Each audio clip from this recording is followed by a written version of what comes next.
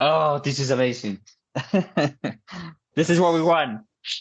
Yeah, I know. I should be able to get this out like maybe today even.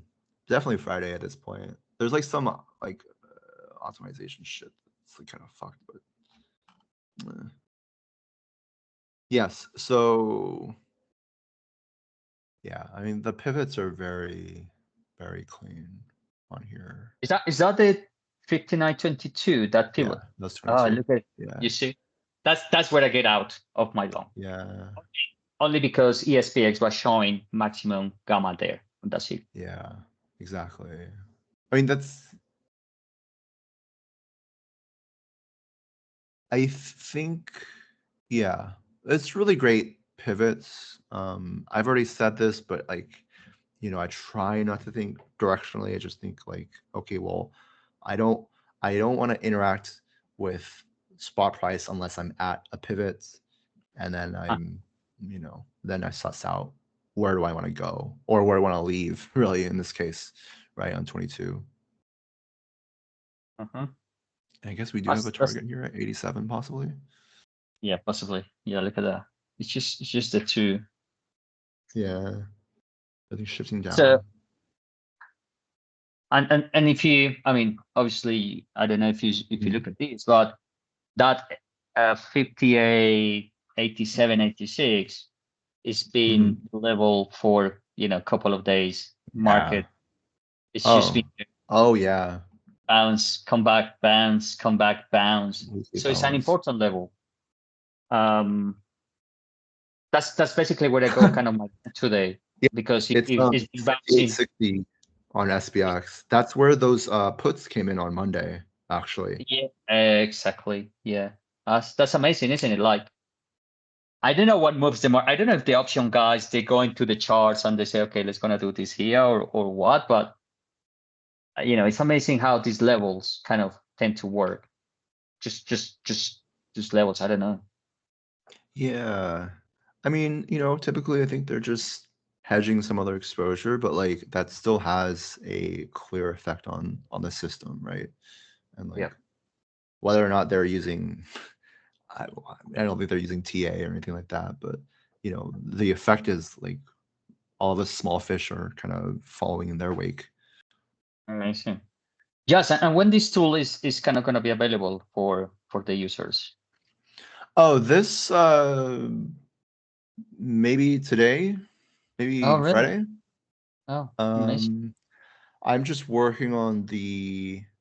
Well, it's kind of ready already. Actually, there's a few quality of life tweaks I want to add to this, and then I should be able to get it out, but like either probably by this Friday in like 2 days. Amazing. That's good. But there's like this because I know that like I've been like a kind of a stickler about this. Like I like the latter view just because I care about what's happening right now. But I also realize there's clearly a lot of, I mean, obviously people are used to their time series charts. And there's a lot of value in like seeing the prior pivots. Oh, yeah. Um, and so like, there's this one I want to add. There's also some other stuff for like I want to add max long gamma, max short gamma. Oh, okay, that's fine. So yeah, Yeah, so the cyan and purple bars, I'm gonna bring those, and then we can chart those alongside these, and I think there's that's a lot amazing. we can do. Yeah. Great. Josh, I know it's been almost an hour, but one of the questions I have for you is, and that's the question the guys here in Colombia, they asked me to, they say like, can Mhm. you ask Josh to actually um, explain how to trade, basically how you trade Oh yeah. the NQ using gamma. And I know in the chart in Discord, you put some rules for reversion Mhm. trades and continuation trades. And you mentioned also that, like easy, you call them like kind of easy trades. And yeah, well, yeah. I mean, yeah. Well, I call them easy trades in the sense of like they're the easier trades, right? So if you think about there's you can trade however you want. There's always like there's the hard trade because you can't let go of your bias, and then there's easier trade if you learn to just kind of let go. That's what I mean by easier. Right? I don't want to say like, it's actually easy because it's not. I know, yeah. But it would be nice, like if you can give us some example of what it would be like a reversion trade or a Yeah, continuation trade in this context. I don't know how do I even like there's a very classic one, partly I used to have this rule where certain reversion trades are ideal like EOD or like the afternoon, but I think that doesn't even matter like at all. Okay, so but to get more concrete, um so there's sort of two things that I look at. To make this as simple as possible, like I think you can, or for me, I've been getting away with only looking at Yep. the long short gamma ladder. And then since we've had regime bots, I don't need to pull up the net convexity chart, although I always have that in mind. But it's two things. It's regime, and then it's just these levels. Okay. Now, by regime, I just mean there's like two ways of looking at it. One is net convexity, right? So, like, if net convexity is very high, that means in general participants are very long volatility, which means that they're expecting the market to be hot. But more simply, it's literally just watching the tape. And by tape, I don't even mean time and sales. I mean like a tick chart. Like it doesn't even matter. Well, preferably not a time delimited chart. Like a tick chart, I think is better for tape reading granularity. But I'm just looking to see if like literally is the price action hot or cold. If Okay. it's really hot, meaning that not only is it very active, but there's it's very clear. Sometimes it's very clear when there's someone pushing, someone actually present on the tape, and it's not just like HFT algos that are scalping stuff, right? So there needs to be TLDR. There needs to be some degree of heat to the tape. Then it's quite literally, especially with NQ, it's quite literally a classic one is coming into some level uh, fast, for a lack of a better word. Well, high volatility is really, I guess, the technical word. Um, and just literally just bidding the level and looking for a bounce off of it. Okay. Um, or looking for and again, this is like non-directional. Well, here's actually a classic one. This didn't really require that hot of a tape. But like this is a classic example of okay, it's very unlikely we're gonna move. We're gonna get through this area, and so I'm looking for some sort of reversion. Usually, I'm not just so I have a level that's being defined. In terms of like entry, I still use very classic. Like I'm looking for some sort of impulse high, and by Okay. impulse I mean like it's those wicks that occur where someone gets caught, or there's like just this really localized liquidity seeking behavior where the tape will like come up and tap something and it'll catch it and then it'll melt, or it'll shoot up, right? Okay. um, and I'm looking for stuff like that and I'm leaning on this. Now, one thing to keep in mind when you're trying to play these reversions, right, is that like the participants who are opening these positions, they have a much greater, I want to say, like tolerance for how far the tape can move. Typically, you can get away with very tight stops. I mean, like even on NQ, I know the common adage is that like, oh, if it's less liquid, your stops should be wider, but I find that to be completely false. Or like if the tape is hotter, you should widen your stops. Like that's actually dangerously Mm-hmm. wrong. I find that like the hotter the tape, you can get very tight with stops. If you can't get closer than like 20 points is a lot already. You should be able to aim for like 10 to 15. And if you can't, if you're getting stopped out on those kinds of entries, it's because your entry is not proper, and it's not really due to like the volatility of the tape, right? But in general, with these levels, I'm looking, you can get very very tight with that kind of stuff. And it's basically just, okay, well, there's a reversion occurring here where we just caught capped right here. Maybe the stop is right here at this short gamma node, or somewhere in this vicinity, right? So like at most, like what, this is at 700. Mm-hmm. Maybe I hide behind my stop behind this long gamma node, this little one right here. You can see the lifted put node. That's like a 15-point stop. Yeah. More likely, like we don't even get over this, right? Like you get and if it's beyond this, right? If it's beyond a 15-point stop, like just let it go. Like you Yeah. don't have to. Then maybe look for a long bid off this level and go the other way. And then after that, and I think this is also one that I think is just as important, like managing the trade, right? Like I'm just looking for the next cluster of long gamma nodes. Okay.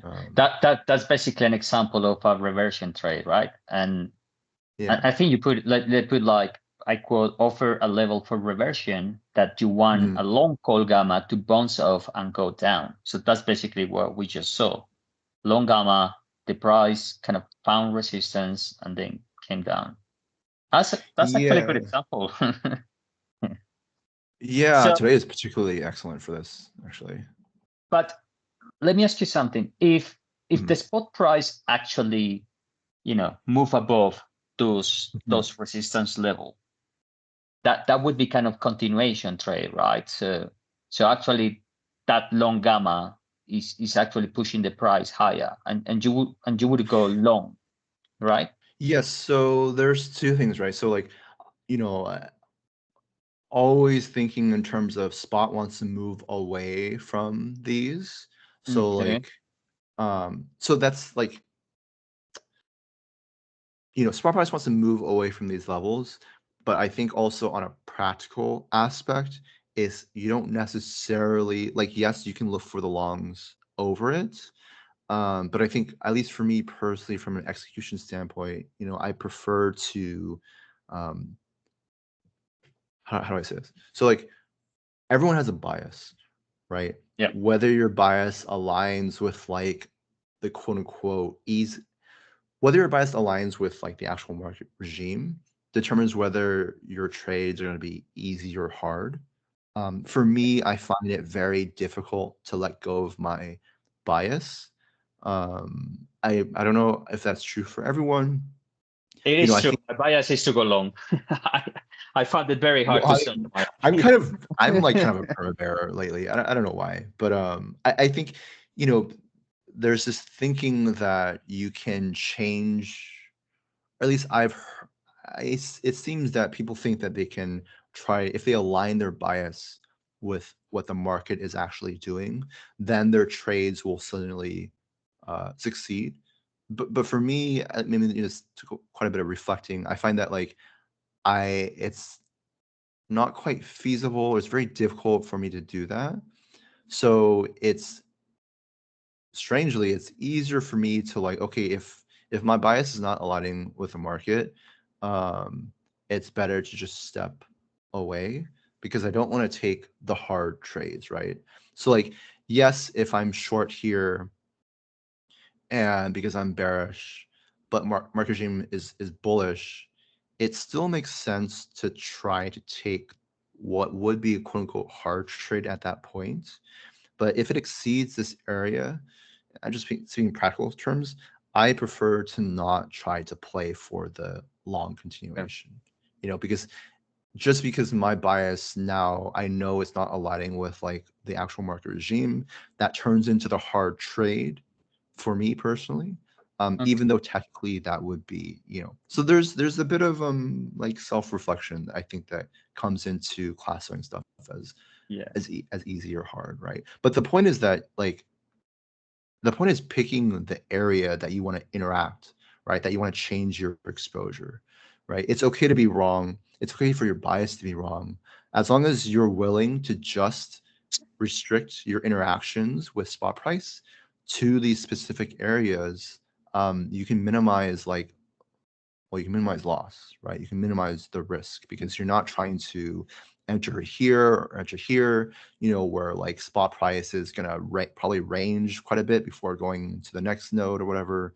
It's much harder to find risk, right? So then that's where people I think, can get chopped up quite a bit. It's not so much like if people really did follow the rules of only interacting at specific levels, like you can have a pretty awful win rate and you'd be fine, right? But it's just about restricting when you really want to interact.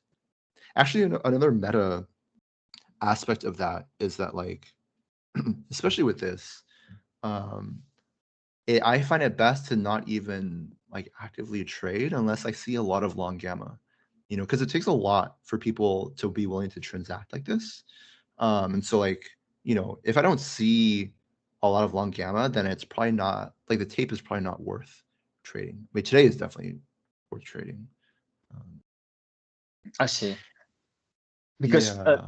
if you put the time a little bit, it's quite interesting that the price, went up to that kind of resistance. Let's put it that name so everyone can understand. Mhm. And Yeah. where you were explaining, then it went down, right? To look, that was a good resistance. That was a good show. I mean, a good trade to to be short in the market. And then the price got down to the 2610. And Yeah. a person like me It's would think, hundreds. oh, I'm gonna buy and put my stop loss just below. And then if Yeah. it doesn't work, I will sell it. I mean, if the spot crosses that support, I will sell it. And Yeah, so how I view this sort of is, okay, we come to midday, this position is pretty large position gets put on, and then I'm pretty short biased, so I would have taken that short. I have a clear target. Um, but like, and of course I think this is kind of where the discretion maybe comes in. okay, But for me, it's like, okay, I have this target, right? But and like that's it. You get out of it. it's still, well, there you have like multiple options, right? You always have the option of reduce exposure, flatten, or Okay. reverse. And I think it depends on like market regime, right? Whether you only want to flatten or like which one you want to do, right? So like classically, when people talk about like range days, you would just flatten here and you would bid for a reverse to come back up. If you're like me, I'm like, okay, well, I'd rather just trim and I want my runner, right? So I start looking, for further stuff. Okay. But I think there's no hard set rule with respect to that, right? No, but that's quite interesting the way you see it, because the gamma above is quite large, compared to the gamma below. Yeah. And that's I mean, for me, I didn't think about it. And I could have said some stop losses there, saying like, oh, look, this is not as big as the one above, so probably it's not gonna work as a support compared to the one above, who works as a resistance. Well, so here, I'll share this view. This is like call and put Gex, but so this is where that short position came on, was around 700, quite literally Okay. top tick. And Yeah. like, yes, like we come down to like 600s, I mean, we got all the way to 590s, right? And then yes, you do have like a pretty large reversion, right? You have like a 50, 60 point reversion. So like, yes, you can take those reversion trades, right? It is effective. I mean, of course, like this gets into, how do you want to manage when you're trying to optimize like your your expected value.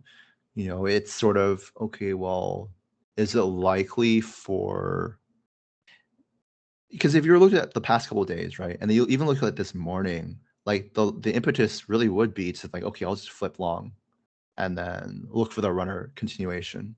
Um, and you kind of do get that effect. And Okay. then it's about like, okay, well, you know, how much do you want to like extend your P&L? I think there's an extent to which it's an unknowable thing, right? Like whether you want to be open to the right tail of or the left tail, in Okay. this case, of like full short continuation. But I think it's very difficult to hold. You know, if you're Oh yeah. short here, that's very like pretty much impossible, really. I think humanly to hold a short through this, especially because we had the long gamma pivot here, and Uh-huh. it was major put gamma as well, right? Although there are shifts, you know, lower. Um, but I think that's hard to have like a rule of thumb. I think Yeah. it's really personal, actually.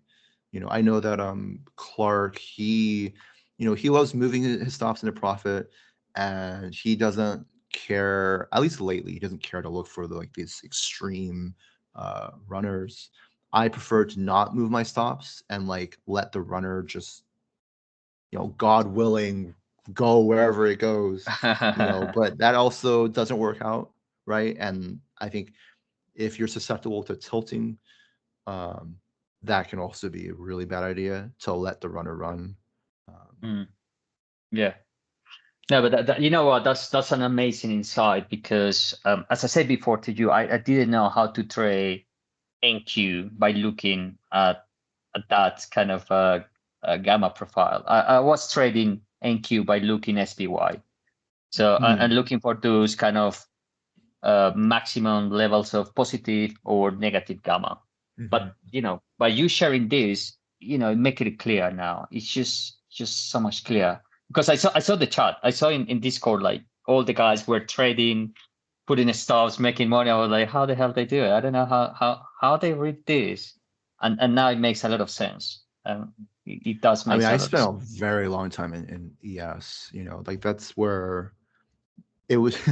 It's funny. So it was like middle of 2023 last year. Yeah, when like short vol really came, like it was awful in terms of the price action. You know, that's kind of what got me to transition into NQ. I think ES is a lot better now. Like the PA seems a lot less muddy. Yeah, But really, it was just about learning during a time of like very suppressed vol. And what I find is that like yes, NQ is wilder, because it's less liquid, because it's not really, it's a really inefficient instrument. You know, the options are very inefficient. Like that's why we can even see these pivots so clearly, is because like they're just so expensive, and there's just way more liquid instruments you can use to um, make plays off of the NDX or NQ value, right? And so when they do make these plays, it makes it very much more apparent. It's much clearer where the levels are. Just yeah, as in like NQ, if you're looking at like, I think the tape is easier to read there because like it is less liquid. And so like when someone gets caught, like it's very clear versus ES, like, you know, it's quite a bit more efficient. yeah. And you know what? That makes sense um, because you go NQ and when you start kind of in this trading thing, people tell you, oh, triple Q is better and you should look triple Q because it's more liquid than NQ. But what you mentioned is totally right. You know, in NQ is I think it's the institutionals that use NQ and when they get caught, you know, it's likely that the price is going to move because probably they have bigger positions rather than triple Q, which is retail. Am I right? Or Yeah. It's also true from like if when you're trying to like classify like order flow, you know, like ES, if you're measuring time in sales, it's just harder to, or even I guess, yeah, SPY as well. Um, because there's so much more going on, so many more positions, especially with like differing incentives, right? it muddies up like the view of it quite a bit more. Yeah, just I got a question for you. I'm probably not gonna take more of your time because it's been it's been almost an hour and a half. But looking on the spot price here, and then when I go into my trading platform, it's a little bit of discrepancy, right? It's kind of 10 points discrepancy. Yeah. Is it? I mean, is because my It's system true. is wrong?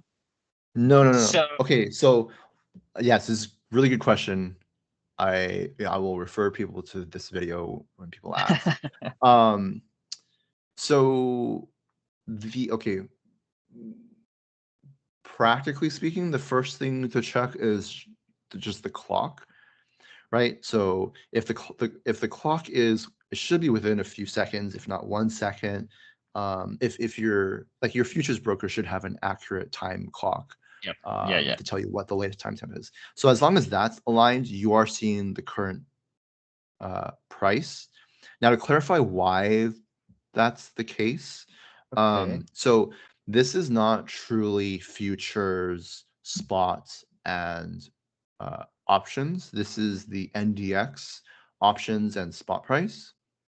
But what we do is we calculate the premium, because there's a premium between NDX and NQ. It's some amount that varies to like carry costs and a bunch of like term structure stuff. Not important, but we calculate that pre-market and then we add it to our NDX levels to then translate them into NQ. Now, that premium can vary on an intraday basis, such that, okay, maybe we translated the levels to +5, but then on an intraday basis, that premium is actually ranging from a +3 or +7 or +10, right? So that's what makes it look like it's fluctuating.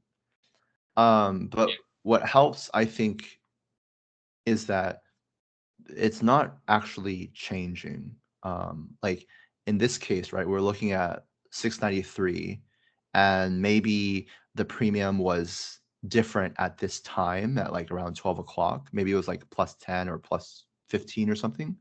But the spot price relative to that level is still the same. Like it's still, that is still the level that we care about. I don't know if that does that answer your question. Yeah, but it really is because I mean, from what we see today is trading NQ using the gamma. Basically, we need to be very quick. We really need to be quicker to actually put the entry and put the stop loss. So to be honest, what I've and probably you can help me on this. I found difficult is like, because I usually have like 10 points, like it's nothing, but it's like a little bit different. I don't know when to actually put my trade in my platform, because probably that when you have that resistance there, 601, 620. But I don't know if I should refer to my trading platform and wait to the price to go there, or I should just hit the platform as soon as I see Gexbot getting there. What do you think? So there's two solutions. One is, I think, a little more friction. Well, there's also a third one that's on our end. So one solution I do is I literally just like, okay, currently our premium is varying like by +5. So if I'm looking at this level, then I know sounds awful. I just add the premium in my head. So I'm like, okay, 503, I shift it 508. Like that's my target. Okay. The other one is, okay, maybe I'm in a position, or I'm coming into this position. Like, okay, say these calls just came in, right? Like we're right here. I got long in this thing, and like, off this level or this area, whatever, then they come in. I know that like that this timestamp is now, or whatever the current now is. And I know that like, okay, well, this is literally at, wherever spot price is. And so, uh, I just, well, I translate it in my head, I guess, because like this is where spot price is. And I know that NQ corresponds relative to those levels in the same amount. So I know that, Okay. okay, maybe 10 or 15 or 20 points ahead is like the top end of this area, right? That's another solution. Or if I'm looking here, I'm just keeping this in mind and I'm looking at where this is on like volume profile or something. And then I'm trying to adjust it while I'm, Okay. managing this position. Another solution, on our end, we do plan on getting actual futures data. And with that will come, we've been looking at this vendor called Databento. Well, we're going to add actual futures volume. We'll get futures options. We're going to aggregate that with the index options.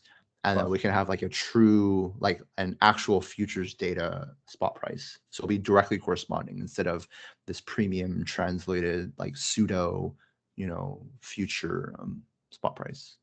No, but you know what? That helps a lot. That because that's something Mhm. that I was like kind of puzzled my mind. Oh well, should I enter as soon as I see the level? But it makes a lot of sense Mhm. now because usually it's not that much. It's like 5 points, 6 points, or something like that. It's not that big difference. But yeah, it makes a lot of sense. And Yeah. it's amazing.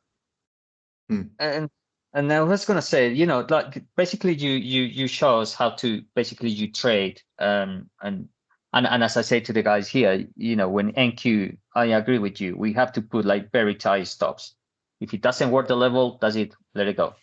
No, full stop. And tomorrow is another day, or later on you will have more opportunities. Yeah. But I think the way you explain it is fantastic, and I think that's how the guys in that chat trade, right? In the state futures. That's how they Yeah, do I it. think so. I mean, Yeah, Clark is a beast. Clark is very well. I don't really want to get into that here, but there's like if you can manage to have a sort of ruthlessness towards your execution, like I think that is ideal. Like if you can if you can really separate um your trade ideas from your identity, I I think that see. goes a long way towards, because I know that like obviously it's money, right? Like everyone has a particular relationship with money. That's just kind of our nature. And so, when you're having, some sort of trade thesis and it goes wrong, of course it's going to affect you on a personal basis, Yeah. right? And like it's not like the danger is not your thesis being wrong, it's your relationship with money.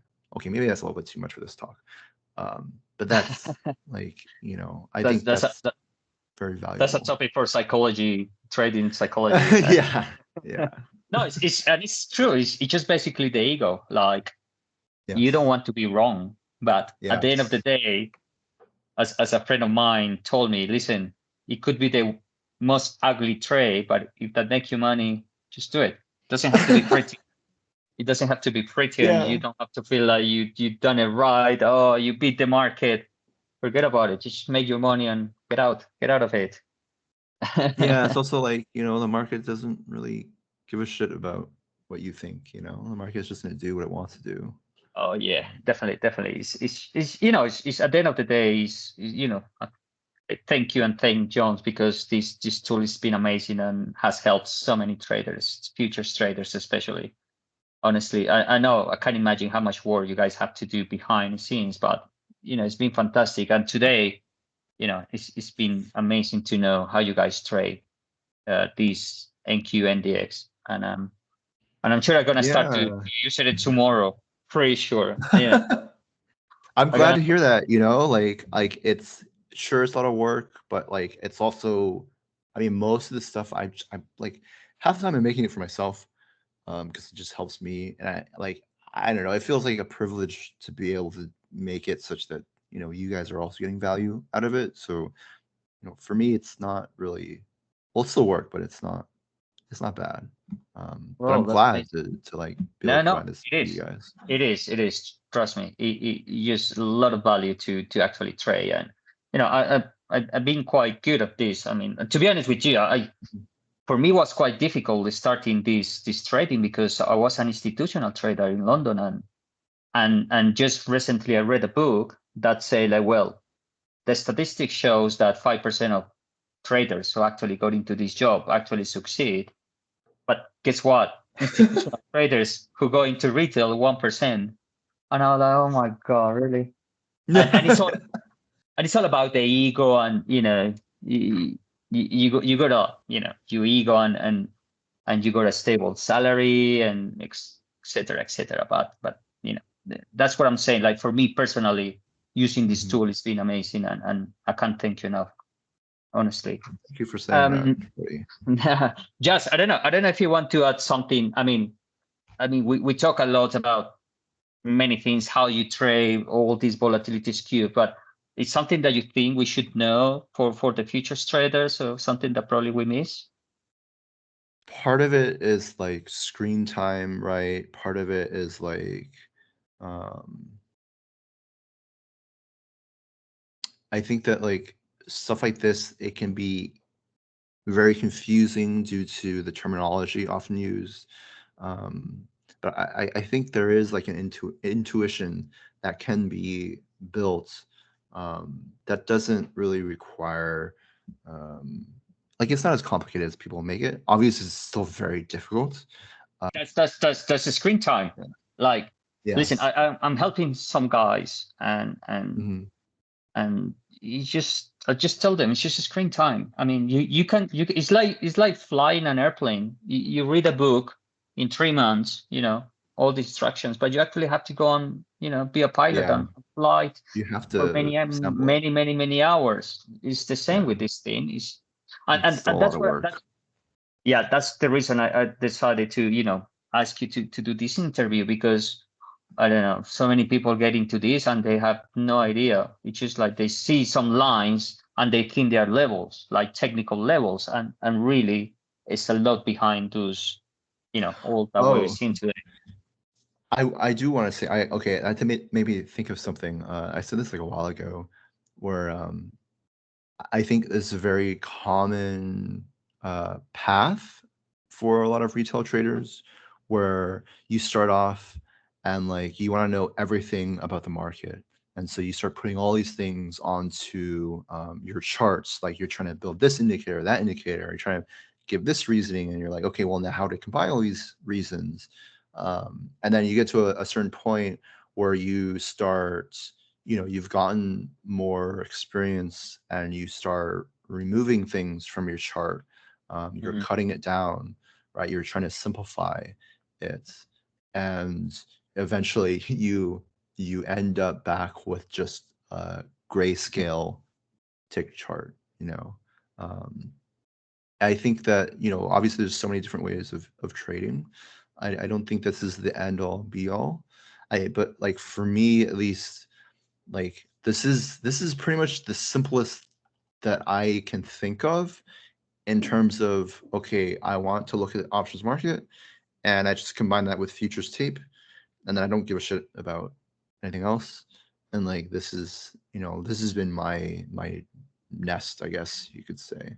There's a Nothing. lot of value to be gained from like don't even put a moving average, right? Like just like Mhm. turn off all your colors, all that crap, right? Don't even look at don't look at anything but just the literal candle bars. And like it's hard because you get bored and you're like, I don't know what the fuck I'm looking at or looking for, right? But like there's just a tremendous amount of um I don't know if I want to say intuition. I guess it's intuition that can be Yes, it is. built from just observing the local price action. Because I don't know, it took me a long time, but I think it's very clear. But it's hard to see that if you have too many things on your chart. Yes. Um, And I want to share something with you and with the the guys who are going to watch this Mhm. video. And when I was in London working for this investment bank, we never had a course in technical analysis or trading. No. Never. They never pay for that. You know what they pay a lot? They pay for psychology trading and all these kind of things. And Really? yeah, the latest. I mean, before I came back to Colombia, I have this training with this guy called Steve Wars. He used to train the elite soldiers in the UK, and Oh, shit. he did all these kind of scientific research, what's happening in your brain and in your mind. And when you mention about intuition, they found out that actually that gut feeling is all the neurons in your body, because you don't have neurons only in your brain, you have it in your body, and you have millions of neurons in your body, and they are learning without you even knowing. Yeah. So when you spend a lot of screen time, that amazing billions of neurons in your body are learning. And then when you see something and you don't know what it is, but you got the gut feeling, the intuition, it's actually that neurons that actually learn. So that's why screen time is important.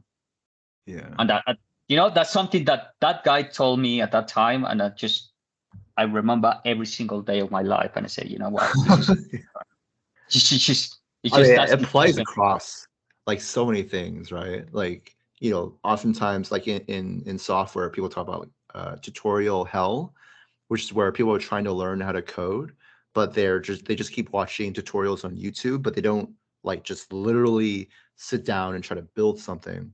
But you don't learn anything like that, right? You learn by like sampling the distribution, by like interacting with the thing that you're trying to learn. Because like we're very like, humans are very smart.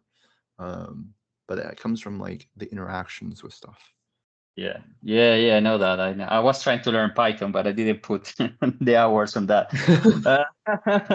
But anyway, Jass, I mean, listen, I think we have covered everything, and thank you. I mean, for everything. I'm gonna try to edit this. I'm gonna put it in Spanish as well, and I'll share it with you so you can share with the community. And I'm sure they're gonna help a lot of people as well. And in the name of everyone, all the traders in Latam and myself, really thank you so much for your time, and really thank you for building this tool. It's been amazing. Honestly, thank you so much. Thank you, Fredy. Thank you for having me. No worries. So speak to you soon, and I'll see you in the chat again. And thank you again. Yeah, please let me know. All right, bye. All right, man. Have a good one. Thank you so much. Cheers. Bye.